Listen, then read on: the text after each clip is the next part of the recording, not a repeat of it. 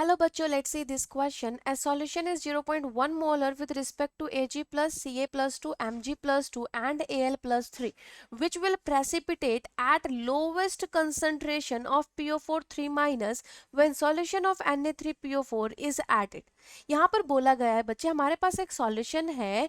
किस किस का सॉल्यूशन है? Ag प्लस का सॉल्यूशन है, Ca प्लस 2 का है, Mg plus 2 and Al plus 3 cations का सॉल्यूशन है, जिसमें इन कटायंस के जो कंसंट्रेशन गिवन है वो 0.1 मोलर गिवन है. इन चारों में से कौन सा सबसे कम कंसंट्रेशन ऑफ PO4 3 माइनस पे प्रेसिपिटेट होगा when solution of Na3PO4 is added? तो उसके लिए PO4 3 माइनस की कंसंट्रेशन क्या होनी चाहिए बच्चे? सबसे कम होनी चाहिए. हमें यही कैलकुलेट करना है, राइट.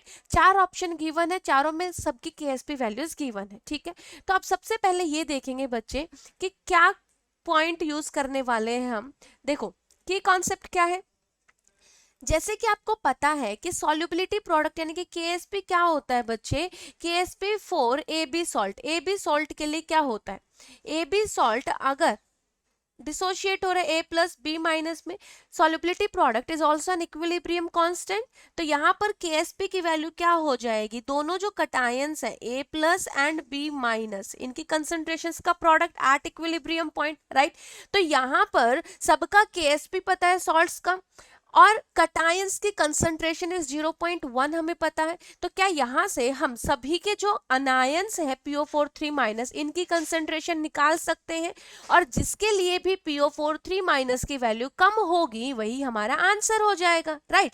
तो यहां पर सबसे पहले बात कर लेते हैं बच्चे हम फर्स्ट की. Ag3PO4 आपके पास गिवन है. Ag3PO4 ये डिसोशिएट किस में होगा बच्चे? 3Ag प्लस के अंदर और प्लस में PO4 3 माइनस के अंदर. KSP की वैल्यू कितने गिवन है इसके लिए? 1 into 10 raise to power minus 6, यानी कि KSP is equal to 10 raise to power minus 6 is equal to Ag plus ion की कंसंट्रेशन जो सोशियोमेट्रिक कोफिशिएंट होता है रेज टू पावर 3 इंटू में PO4 3 माइनस की कंसंट्रेशन. कटायंस की कंसंट्रेशन 0.1 गिवन है क्वेश्चन में. तो यहां से क्या हो जाएगा बच्चे? 10 raise to power minus 6 is equal to 0.1 का मतलब 10 raise to power minus 1, right. 0.1 को 10 रेज टू पावर माइनस 1 लिख सकते हैं, रेज टू पावर 3, और इधर concentration of this अनायन. Now see 10 की पावर माइनस 3 है बच्चे, इधर डिवाइड में जाएगी, इधर मल्टीप्लाई में, इधर डिवाइड में जाएगी. तो देखिए PO4 3 माइनस की कंसंट्रेशन हो जाएगी 10 raise to power minus 6 divided by 10 raise to power minus 3 is equal to 10 raise to power minus 3. तो यहाँ पर फर्स्ट जो सॉल्ट है Ag3PO4 उसके अंदर अनायन की कंसंट्रेशन आई 10 raise to power minus 3. That means आपको 10 की पावर माइनस 3 कंसंट्रेशन चाहिए होगी इस अनायन की, तब जाके तुम्हारा Ag3PO4 प्रेसिपिटेट होगा. ठीक है, अब बात करते हैं बच्चे दूसरे पॉइंट की. दूसरा वाला क्या गिवन है यहाँ पर? Ca3PO4 2. Ca3PO4 2 जब ये डिसोशिएट होगा तो तुम्हारे पास 3Ca प्लस 2 बनेगा बच्चे, और प्लस में 2PO4 3 माइनस बनेगा. इसका सॉल्युबिलिटी प्रोडक्ट गिवन है 10 की पावर माइनस 33, यानी कि 1 into 10 raise to power minus 33 is equal to cation की कंसंट्रेशन क्वेश्चन में ऑलरेडी 0.1 गिवन है बच्चे. तो यहाँ 0.1 रेज टू पावर जो कोफिशिएंट है वही इसकी पावर हो जाएगी, इनटू में PO4 3 माइनस की कंसंट्रेशन रेज टू पावर 2 जो कोफिशिएंट है वो. तो यहाँ पर देखिए बच्चे मल्टीप्लाई में डिवाइड में आएगा 10 raise to power minus 33 divided by 10 raise to power minus 3. It is equal to PO4 3 minus का स्क्वायर. तो PO4 3 minus it is equal to 10 raise to power minus 30. ये स्क्वायर था तो 10 रेज टू पावर माइनस 30 हुआ, right. अब अगर इसका square root करेंगे तो PO4 3 माइनस की वैल्यू कितनी हो जाएगी? दोनों तरफ स्क्वायर रूट करेंगे तो it will be 10 raise to power minus 15. यानी कि कैल्शियम फोस्फेट के केस में आपको फोस्फेट आयंस की जो कंसंट्रेशन है वो 10 रेज टू पावर माइनस 15 चाहिए होगी, तब जाके ये प्रेसिपिटेट होगा. अब बात करते हैं बच्चे सी ऑप्शन की. Now let's talk about C. सी में क्या गिवन है यहाँ पर? Mg3PO4 2 यानी कि मैग्नीशियम फोस्फेट Mg3PO4 2. तो ये किस में ब्रेक होगा बच्चे? Mg प्लस 2 3 है तो यहाँ पर 3 लिखा, प्लस में 2PO4 3 माइनस. इधर भी इसके KSP की वैल्यू कितनी है 10 की पावर -24, यानी 1 into 10 raise to power -24 it is equal to Mg+2 की वैल्यू 0.1 है बच्चे, सभी कटाइंस के 0.1 कंसंट्रेशन गिवन है, raise to power 3 into anion PO4 3 minus की कंसंट्रेशन का रेज टू पावर 2। तो इधर फिर से जाएगा बच्चे 10 raise to power -24 divided by 0.1 यानी कि 10 रेज टू पावर -1 की पावर 3 10 की power -3 it is equal to PO4 3 minus इस कंसंट्रेशन की रेज टू पावर 2।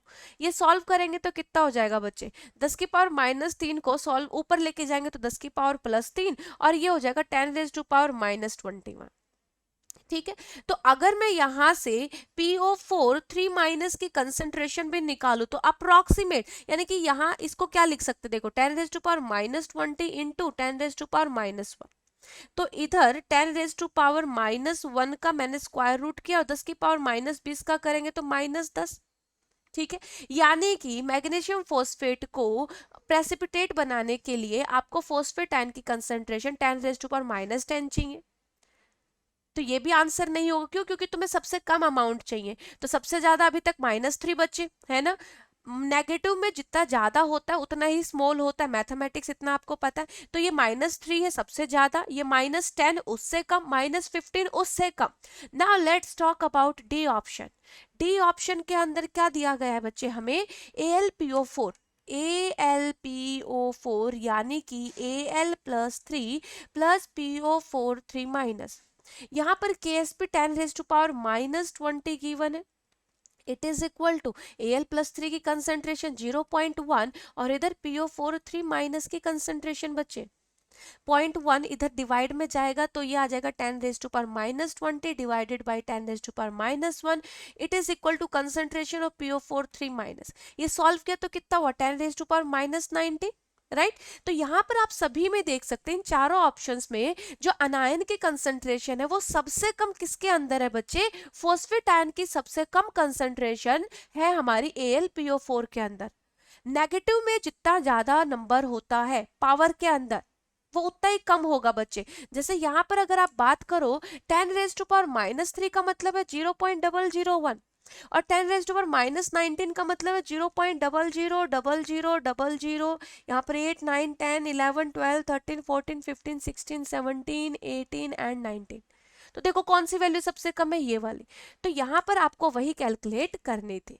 तो हमारा जो आंसर हो जाएगा वो फोर्थ ऑप्शन हो जाएगा जिसके अंदर सबसे कम concentration of PO4 3 minus required है जब Na3PO4 सॉल्यूशन डाला जाएगा। बिकॉज यहाँ पर हमने सॉल्व करके निकाला फॉस्फेट आयन की concentration in the case of AlPO4 required 10 raised to power -19। So fourth option is correct. I hope you understood it well. Best of luck.